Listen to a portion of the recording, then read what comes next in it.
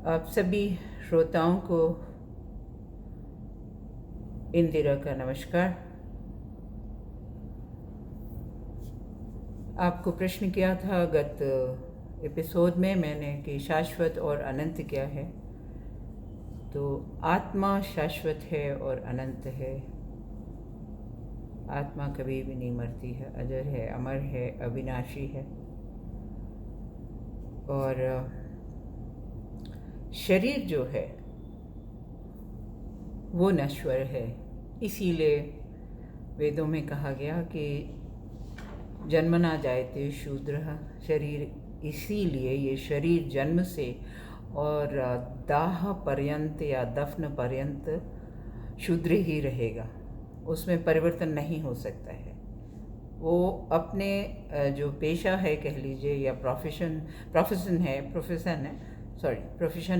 या पेशा है, जो भी वो अख्तियार करता है अपना रोज़गार या कोई भी विधा जीवन की जो अख्तियार करता है, वो उसको दोबारा जन्म देता है, जिसको कहते हैं कर्मणा जायते द्विज या कर्मणा द्विज उच्यते। कर्म के द्वारा वो दोबारा अपने शरीर को एक तरह से एक दिशा निर्देश देता है। तो जन्म से सभी शूद्र हैं और अंत तक शूद्र हैं। ये ध्रुव सत्य है, यही सनातन है, यही धर्म है, यही प्रकृति है।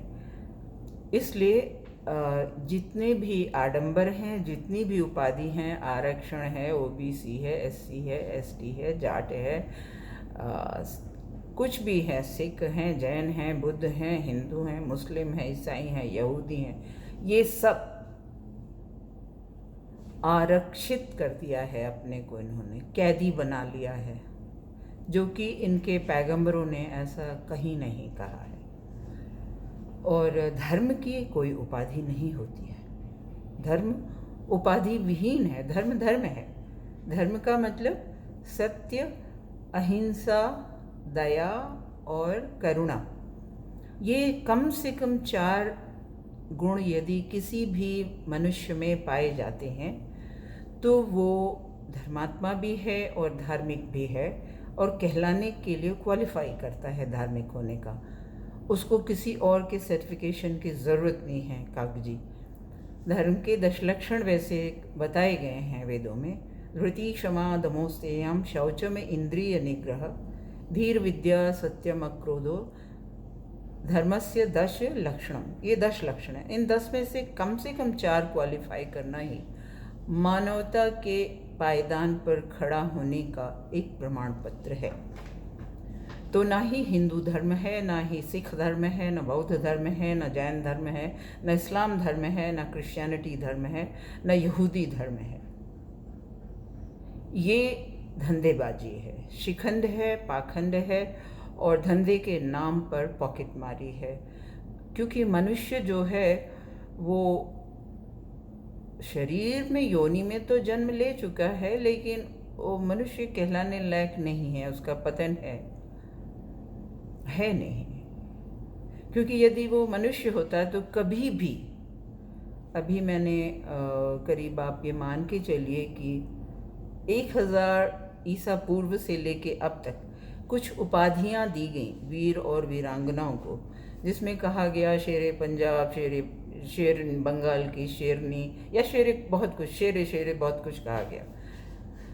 तो इससे ज़्यादा घृणित वो इतिहासकार, वो उपाधि देने वाले, वो कवित्व, वो भाट, वो चारण, वो मीडिया बारबाला, मीडिया की बारबालाएं और मीडिया के बार बालकों ने जो उपाधि दी है, उनको शर्म से मर जाना चाहिए।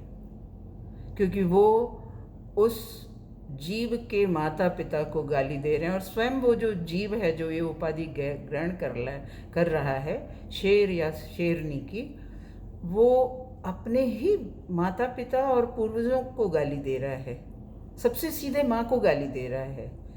क्या शेर के साथ संयोग करके उस व्यक्ति का या उस स्त्री या पुरुष का जन्म हुआ? बहुत लज्जा की बात है, घृणित, बहुत घृणास्पद है। अभोरेंट जिसको कहें आप अंग्रेज़ी में, और इससे ज़्यादा स्तर नहीं गिर सकता है।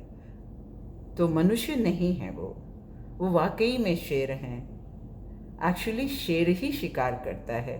तो वो चाहे हमारे माननीय मोदी जी हों, चाहे अमित शाह जी हों, चाहे राजनाथ सिंह हो, चाहे अश्विनी वैष्णव हों, चाहे किरण रिजिजू हों, और आपके निर्मला सीतारमण हों, नितिन गडकरी हों, नेतन्याहू हों, जो बाइडेन हों, ट्रंप हों, बिल क्लिंटन हो, ओबामा हो, ऋषि सुनक हो, टोनी ब्लेयर हो, पुतिन हो, कोई भी हो, जी जिनपिंग हो, माओ से तुंग हो, कोई भी, ये ज़रूर शेर के बच्चे हैं, क्योंकि ये शेर हैं। इन्होंने शिकार किया है।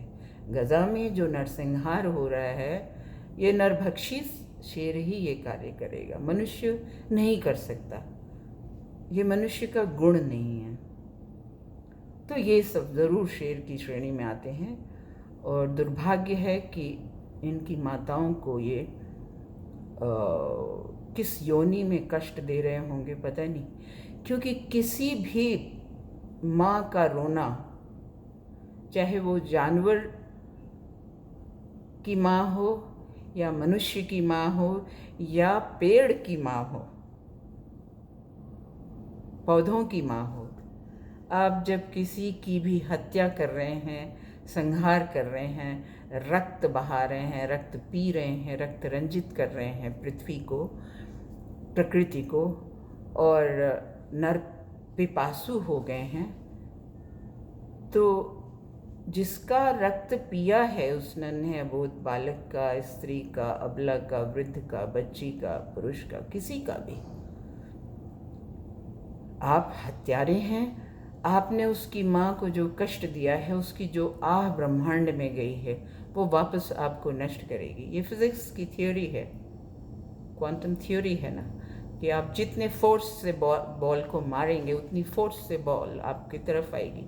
तो जो अभी हाहाकार है पूरे विश्व में, लगभग ऐसा कहा जा रहा है, अनुमान लगाया जा रहा है कि हम तीसरे विश्व युद्ध के कगार पर हैं।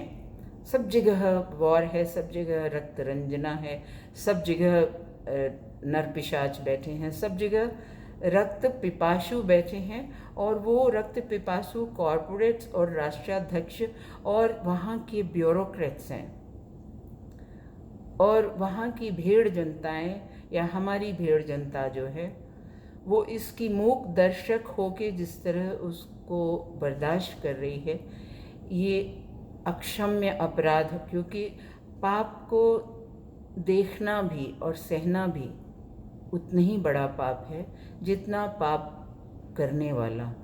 तो करने वाला पापी तो है, निश्चित तौर पे है, लेकिन उसको अबेटमेंट जो कर रहे हैं, वो मीडिया है, ब्यूरोक्रेसी है, सरकारें हैं, जनता भी उसमें शामिल है, भीड़ जो भीड़ की मॉब लिंचिंग जनता है, और विश्वव्यापी जो जनता है। तो इसमें से कोई भी इस्लाम वगैरह का कोई अनुयायी नहीं है, क्रिश्चियनिटी का कोई अनुयायी नहीं है, कोई गौतम बुद्ध का अनुयायी नहीं है, कोई श्री कृष्ण का अनुयायी नहीं है, कोई श्री राम का अनुयायी नहीं है, कोई शिव का अनुयायी नहीं है। कोई नहीं हो सकता जो इस तरह का नरसंहार करे। कोई गुरु नानक देव का अनुयायी नहीं है, क्योंकि गुरु नानक देव प्रेम ही प्रेम उन्होंने बांटा है। क्या कहा उन्होंने? उन्होंने कहा कि कीर्तन कर और बांट के खा। यही कहा ना, बांट के खाना माने क्या हो गया? सब तुम्हारे अपने हैं, सब तुम्हारा ही अंश हैं, तुम्हारा ही विस्तार हैं। It's your extension, nobody else's. हम जब आप भी ब्रह्म हैं, हम भी ब्रह्म हैं, परमात्मा का अंश हम खुद ही हैं। वो मंदिर, मस्जिद, गुरुद्वारे और गिरजाघरों में और यरूशलेम में नहीं बैठा हुआ है, आपके अंदर है। ये तो प्रकृति के आपने उनको ईंट गारे से उनको सान के खड़ा किया हुआ है। प्रकृति की मार में वो ध्वस्त होकर ख़त्म हो जाएगा। फिर कोई आएगा, यशस्वी जो भी शासक होगा, वो अनगिनत धन लगा करके वो फिर मिट्टी की दीवार, ईंटे की गारे की दीवार खड़ी कर देगा, लेकिन मानव को जन्म नहीं दे पाया कोई भी शासक, कोई भी आए हों। जितने भी मंदिर के निर्माता शासक रहे, अपने को यशस्वी मानने वाले, इतिहास भी उनको यशस्वी मानता है, उनके फॉलोअर्स भी उनको यशस्वी मानते हैं, या गुरुद्वारों को बनाने वाले, या गिरजाघरों को बनाने वाले, या मस्जिदों को बनाने वाले,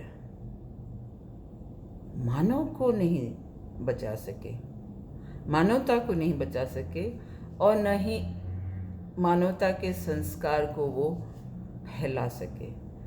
तो बड़े लंबे, गौतम बुद्ध के बाद सतयुग में तो स्वयं शिव और पार्वती हैं, त्रेता में आपके राजा रामचंद्र और सीता मैया थे, द्वापर में श्री कृष्ण थे, और आपके फिर कलयुग में गौतम बुद्ध आते हैं, तीर्थंकर जैन आते हैं, बहुत लोग आते हैं। गोरक्षनाथ का तो खैर अनादिकाल माना जाता है, और दशनाथों को तो अनादि माना जाता है।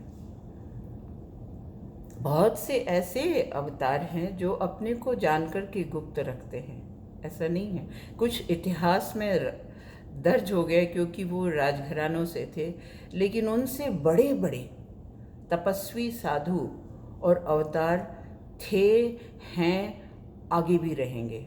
उनका दर्शन आपको नहीं मिल पा रहा है क्योंकि आप क्वालिफाई नहीं कर पा रहे हैं उनका दर्शन पाने के लिए। वो हैं, अभी भी हैं, मैं ये दावे के साथ कहती हूँ और प्रमाण के साथ कहती हूँ। तो इसलिए मानवता नहीं है, इसीलिए ये कलयुग कहा गया, इसीलिए इसको कलह का, क्लेश का, मंथन का युग कहा गया है। इसमें मत करके सब कुछ, और हालांकि मेरे अनुसार तीसरा विश्व युद्ध नहीं होगा, ये गलत दुष्प्रचार है। चाहे वो ज्योतिषाचार्य हों, तथाकथित पंडित हों, तथाकथित, या वो सैमसन प्रेडिक्शंस हो, या नॉस्ट्रेडेमस प्रेडिक्शंस हो, या बाबा वेंगा प्रेडिक्शंस हो, या माया प्रेडिक्शंस हो, all rubbish, seductive, just a marketing and luring people and just misleading the masses। नहीं होगा, लेकिन परिवर्तन निश्चित है, परिवर्तन निश्चित है,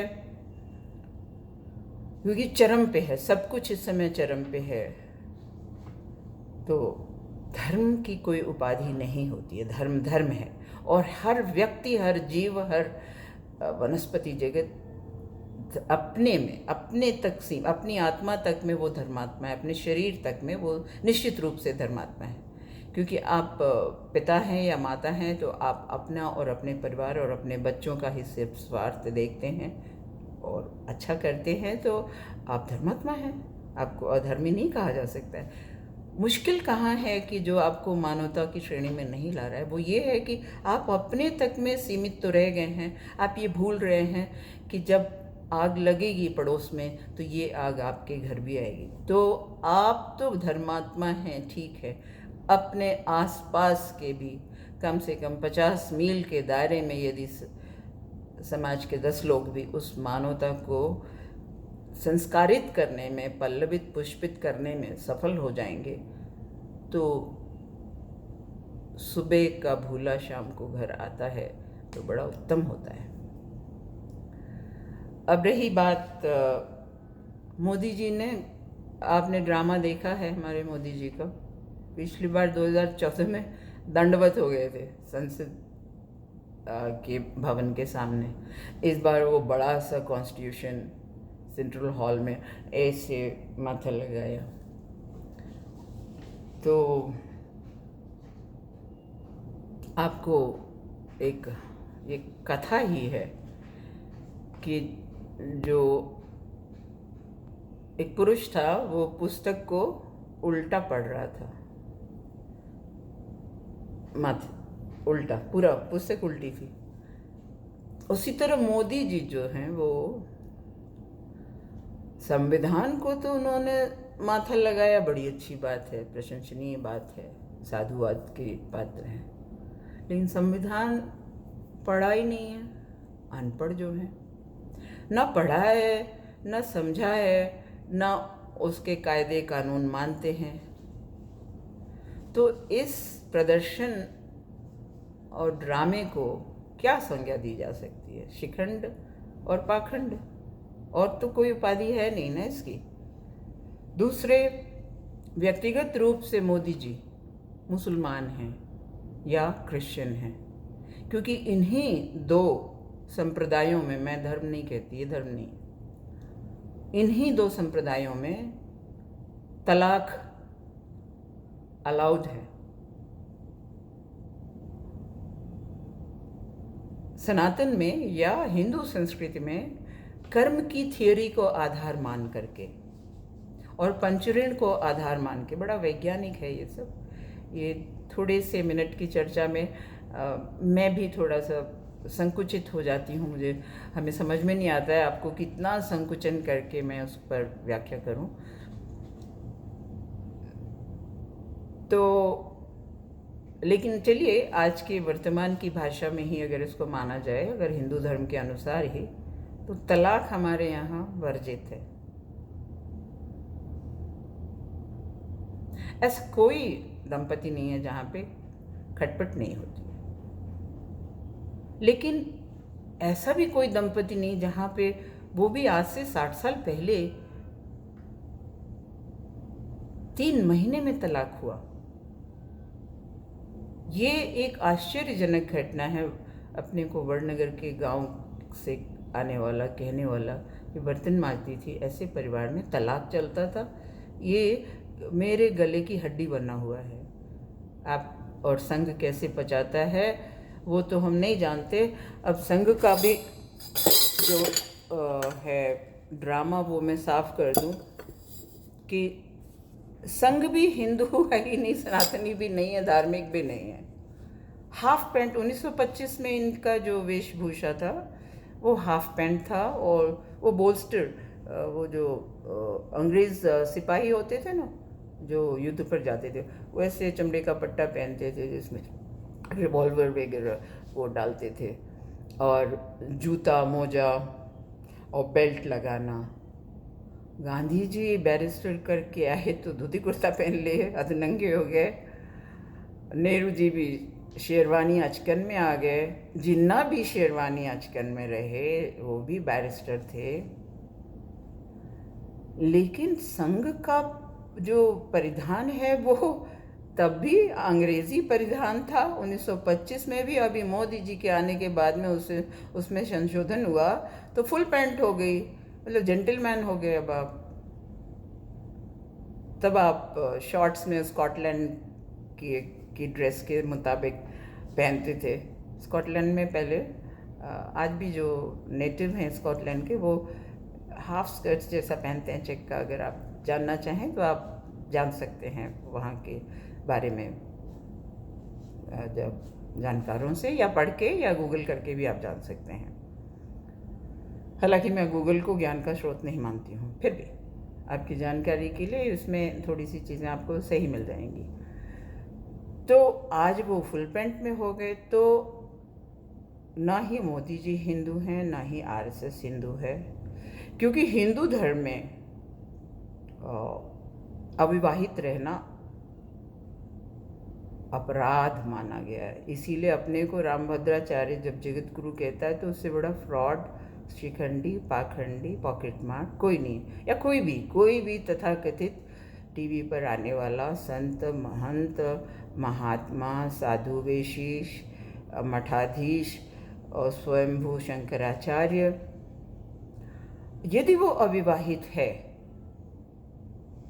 तो वो भगेड़ू है, कायर है, सप्तर्षियों को गाली दे रहा है, हमारे पूरे वेद, वेदांग, षड्दर्शन, उपनिषद, उपांग, सारे अंगों को वो शास्त्रों को गाली दे रहा है, एवं सूत्र को भी गाली दे रहा है। आप पहले चारों आश्रम से आपको गुजरना है। मतलब जब आप इस जीवन में आए हैं, आप अपने एक संचित बैगेज के साथ आए हैं जिसको आपको फेस करना है। उसी के अंतर्गत आपका डेस्टिन्ड विवाह होता है, वो किसी का सक्सेसफुल होता है, किसी का नहीं होता है। तो वो अपना आपका भाई बैगेज है, वो आपको फेस करना है। जैसे पहले भी जो विवाह होते थे आज से 60-70 साल पहले, तो जो लड़कियों को कष्ट दिया जाता था तो मायके वाले अपनी बेटी को मैं बच्चे सहित अपने यहाँ पालते थे, तलाक वलाक नहीं दिलाते थे, क्योंकि फेस करना ये सिखाया गया हमें सनातन में, हमारी व्यवस्था में, हमारी परंपरा में। ये हमको ये मजबूत करता है, फेस करने से आप मजबूत करते हैं। और भागने रहने का तो कोई अंत नहीं है, भागते रहिए। आप इस जन्म में भागेंगे, अगले जन्म में ये आपके सामने आएगा, फिर भागेंगे, फिर आएगा। तो आप इसी आते जाते रहेंगे, जाएंगे आएंगे, जाएंगे आएंगे, जाएंगे आएंगे। तो आना यदि निश्चित है तो जाना भी निश्चित है, लेकिन फिर आना, जो आपने किया है इस पूरे जीवन काल में जो भी कर्म, फिर आना आपके ऊपर नहीं होता है, वो विधि का विधान है। वहाँ मनुष्यों का संविधान नहीं है जो आप जब चाहे पार्लियामेंट में लाके बदल देंगे। बहुमत, एब्सोल्यूट पावर के साथ एब्सोल्यूट करप्शन आप कर सकें, वो यहीं पे हो सकता है। इस काल में, मोदी के काल में, जो बाइडेन ट्रंप के काल में, सुनक, टोनी ब्लेयर, और वो एक पागल सा था, क्या नाम, दैट इडियट, वो कोविड में पार्टी कर रहा था, अभी नाम स्लिप कर रहा है मुझे, वो कोई भी हो, तो आप बदल सकते हैं। पुतिन बदल सकते हैं, जी जिनपिंग बदल सकते हैं, सारे सिस्टम जो बैठा है सर्वोच्च शिखर पे, वो ब्यूरोक्रेसी की मिली भगत से, षड्यंत्रकारी भगत से कर सकते हैं। लेकिन कर्म का खेल मिटे ना रे भाई, कोई लाख करे चतुराई, कर्म का खेल मिटे ना रे भाई। कर्म तो आपके सामने आएगा, आपको भोगना पड़ेगा। जैसे शुतुरमुर्ग बालू में सिर छिपा के अपने शिकार को नहीं रोक सकता, उसी तरह कर्म आपका पीछा नहीं छोड़ता। तो कर्म के बैलेंस को ज़ीरो करना पड़ता है। ज़ीरो करके आप फिर इच्छाधारी हो सकते हैं। इच्छाधारी हो जाएंगे तो आपके ऊपर है, आप जब चाहेंगे जा सकते हैं, और फिर जब चाहें सैकड़ों साल, लाखों साल बाद आप अपनी इच्छा से आ सकते हैं। उन्हीं को सिद्ध, महात्मा और संत कहा जाता है। ये उपाधि सिर्फ उन पर लागू होती है क्योंकि मृत्यु और जीवन, आना जाना उनकी इच्छा के अनुसार चलता है। तो मोदी जी तो नहीं है, क्योंकि 400 पार का नारा दे के भारतीय जनता ने इनके 239 पे ब्रेक लगा दिया। हालांकि भारत की जनता ने एक और कार्य भी किया है कि विपक्षियों में भी, विपक्षी दलों में भी कोई योग्य नहीं है, इसमें दो राय नहीं है। सब पिटे हुए कारतूस हैं, सब भ्रष्ट हैं। क्योंकि विजय माल्या को कांग्रेस ने भी बचाया था, कांग्रेस की सरकारों ने भी, और अरुण जेटली, मोदी और शाह ने मिलके तो भगा ही दिया उसको। मतलब जो कुकर्म कांग्रेस की सरकारों ने किया, सपा सरकारों ने किया, टीडीपी सरकारों ने किया, जेडीयू की सरकारों ने किया, या टीएमसी की भी सरकार ने किया, या एनसीपी की सरकारों ने, कोई धुला नहीं है इसमें, कोई भी नहीं धुला है। सब दल के दलदल में कंठ डूबे हुए हैं, भ्रष्टता में, चरित्रहीनता में, करप्शन में, अनैतिक व्यवहार में, पतनोत्कर्ष पे हैं, सबसे नीचे पायदान पर है, घृणित पायदान पे है। तो उसी विजय माल्या को, खैर मोदी जी ने तो बहुत लोगों को भगा दिया, नीरव मोदी भगा दिया, माल्या को भी भगाया। अब वो अंडर द टेबल डील क्या हुई ये सीबीआई और ईडी नहीं बताएगी, क्योंकि वो भी मिली हुई है ना, चोर चोर मौसेरे भाई। तभी तो उनको जो ब्यूरोक्रेट है वो राज्यसभा में मेंबरशिप ले लेता है, फिर मंत्री बन जाता है। अश्विनी वैष्णव, आप देखिए ना, रेल मंत्री हैं। एस जयशंकर विदेश मंत्री हैं। जयशंकर विदेश मंत्री हैं। लद्दाख में हमारा 4,56,000 वर्ग किलोमीटर चीन ने कब्जा कर लिया है, जिसमें हमारे 40 जवान मारे भी गए।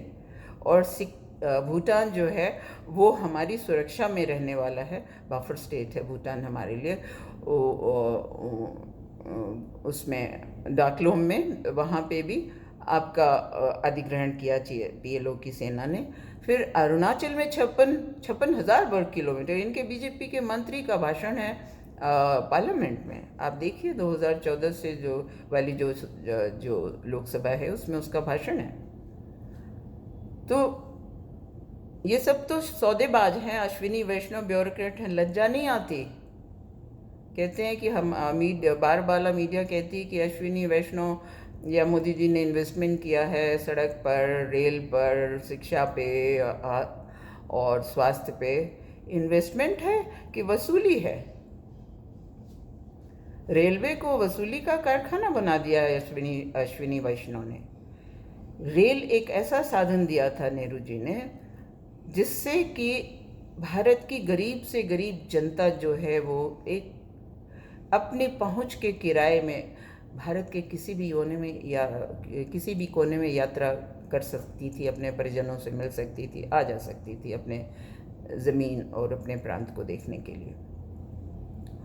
उसको मनमोहन सिंह तक की भी सरकार ने छेड़ा नहीं, बल्कि राजीव गांधी के बाद तो इसको ये कहा गया कि सीनियर सिटीजन्स का कोटा है, जिसमें एविएशन में भी मिला। एविएशन में भी 50% का कोटा था सीनियर सिटीजन्स का, रेलवे में भी था। अब आपने डायनामिक किराया, एविएशन के पैटर्न पे आपने डायनामिक किराया कर दिया है, तो डायनामिक किराया उसमें हो गया है। और मतलब अभी आप बुकिंग करेंगे तो कुछ और होगा, और सिर्फ 2 सेकंड के बाद दोबारा बुकिंग करेंगे तो 5% इंक्रीज़ हो जाता है, उसमें टिकट का इजाफा हो जाता है। तो ये वसूली कर रहे हैं अश्विनी वैष्णव जी। क्या इन्वेस्टमेंट है भैया? आप तो वसूली और ठेके वाली सरकार है, और आपने पूरी रेलवे को ठेके पे दे दिया, अडानी जी को दे दिया, सब कुछ प्राइवेटाइज कर दिया। एविएशन में भी ठेके पे दे दिया सब कुछ अडानी को, पेट्रोल को भी अडानी को दे दिया, अंबानी को दे दिया, राफेल को अंबानी को दे दिया।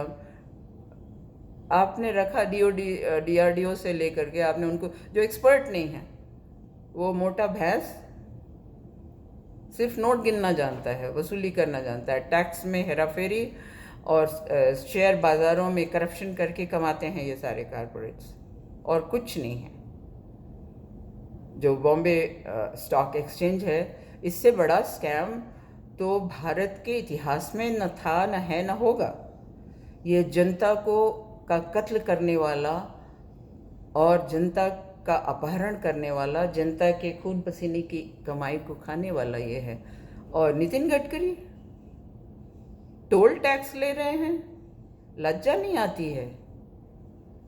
टोल टैक्स इतना ज़्यादा है कि किराए से, ट्रेन के किराए से ज़्यादा टोल टैक्स है। तो अब भारतीय नागरिक रेल यात्रा नहीं कर सकता, रोड यात्रा नहीं कर सकता, मतलब गरीब और गरीब हो गया है। अब सिर्फ मोदी जी के चहेते अंबानी, अडानी इत्यादि और रतन टाटा इत्यादि जितने, विजय माल्या, ये सब बैंकों को लूट के जाएंगे, जिसमें हमारा आपका धन है। आपको पता होना चाहिए, जो हम सेविंग्स में या FD में डालते हैं, इस पैसे को सारी बैंक्स, पूरे भारत की सारी बैंक, बल्कि विश्व के सारे बैंक्स, वो शेयर बाज़ारों में उसको रोटेट करते हैं। और ये चांस की बात है कि अर्न भी कर सकते हैं, नहीं तो डूब भी सकता है। आप अगर कर्ज लेंगे तो आपका किसान कर्ज लेगा तो घर कुर्क हो जाएगा, आत्महत्या करेगा। कोई माता पिता अपने बच्चे की शिक्षा के लिए या स्वास्थ्य के लिए, इलाज के लिए कर्ज लेंगे तो उसको जेल कर दिया जाएगा या खुद ही वो आत्महत्या कर लेगा। लेकिन सारे कारपोरेट, अंबानी, अडानी, विजय माल्या, नीरव मोदी इत्यादि जितने भी हैं, उनको वेव करेगी ये सरकारें। और ये कांग्रेस भी, ये पाप में कांग्रेस भी शामिल रही है, इस पाप में टीएमसी भी शामिल है, इस पाप में एनसीपी भी शामिल है, इस पाप में जेडीयू भी शामिल है, इस पाप में सपा भी शामिल है, इस पाप में ज्योति बसु भी शामिल थे, सो कॉल्ड वामपंथी। वाम और दाम क्या होता है भैया? वाम और दाम क्या होता है? अरे मनुष्य बनो, तुम सरकार हो, सरकार का धर्म है सिर्फ सेवा, और नागरिक का ये अधिकार है शिक्षा, रोजगार, स्वास्थ्य, सड़क, यातायात, बिजली, पानी, सिंचाई। ये अधिकार है हमारा, ये हमें प्रकृति देती है। तुम कौन होते हो इसको छीनने वाले? तुम्हारी औकात नहीं है छीनने की। आपको जो पंचतत्व है वो उसी से बना शरीर, और वो पंचतत्व आपको प्रकृति भी देती है। आपको जल देती है, अग्नि देती है, वायु देती है, पृथ्वी है जिस पे आप खड़े हैं, बोते हैं, किसानी करते हैं, अनाज खाते हैं। आसमान देती है जो आपको वृष्टि दे का कारण बनता है। आपको भरपूर प्रकृति देती है, और सरकार प्रकृति का प्रतिरूप है। राजनीति सेवा का माध्यम है, न कि राजनीति पेशा है, धंधा है, व्यवसाय है और चकलागिरी है। चकला बना दिया, कोठा बना दिया। और बीजेपी ने तो और मोदी सरकार ने और आरएसएस ने मिलके तो मतलब कोठे के ऊपर भी, मतलब अब कोठे की भी नीलामी कर दी, कोठे की भी नीलामी कर दी। इस सरकार ने तो सब कुछ पार कर दिया। इसीलिए मैंने कहा कि परिवर्तन अवश्यम भावी है, निश्चित है, होने वाला है, शायद साल भी ना लगे और बहुत अच्छा ही समय रहेगा। तो आशान्वित रहिए। अब जो भी भागवत जी और इंद्रेश ने कहा अभी, अहंकार, ये ड्रामेबाजी है। थोता चना बाजे घना, और 80 चूहे खा के बिलैया चली हज करने, वो बिल्कुल चरितार्थ होता है मोहन भागवत और इंद्रेश कुमार पे। 80 चूहा खा के आज बिलैया हज करेगी? हाँ, ये बयानबाजी, और मीडिया उस बयान को नैरेटिव में तब्दील कर रही है आपको बरगलाने के लिए, क्योंकि आगामी कई जगह पे विधानसभाओं के चुनाव हैं, और कुछ जगहों पे जहाँ पे भी खाली होगा वहाँ लोकसभा चुनाव भी होंगे।